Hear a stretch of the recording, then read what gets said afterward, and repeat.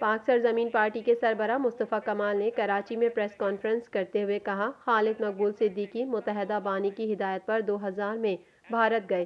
خالد مقبول نے راہ کے ساتھ بیٹھ کر پاکستان کے خلاف بات کی۔ خالد مقبول صدیقی نے بھارت میں بیٹھ کر پاکستانی پاسپورٹ پھاڑ دیا تھا۔ راہ نے خالد مقبول کو ڈپلومیٹک پاسپورٹ جاری کیا جس پر وہ امریکہ گئے۔ امریکی حکام نے خالد مقبول کو گرفتار کیا اور وہ ضمانت پر باہر آئے۔ خالد مقبول صدیقی 13 سال بعد پاکستان واپس آئے۔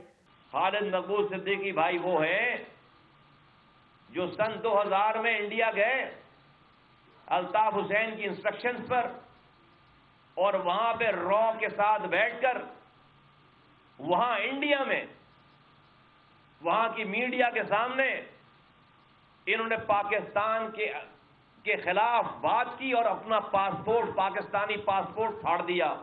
مصطفیٰ کمال کا کہنا تھا، خالد مقبول صدیقی امریکہ سے آنے کے بعد متحدہ کے سربراہ بن جاتے ہیں۔ آج ایم کیو ایم کا نام سن کر خالد مقبول اور عامر خان کی یاد نہیں آتی۔ ایم کیو ایم کا نام سن کر لوگوں کو بانی متحدہ یاد آتا ہے۔ حکومت خود بانی ایم کیو ایم کو بھولنے نہیں دے رہی۔ ایم کیو ایم پتنگ اور جھنڈا دیکھ کر کوئی خالد مقبول یاد نہیں آتے لوگوں کو، کوئی عامر خان، فاروق ستار یاد نہیں آتے، الطاف حسین یاد آتے ہیں۔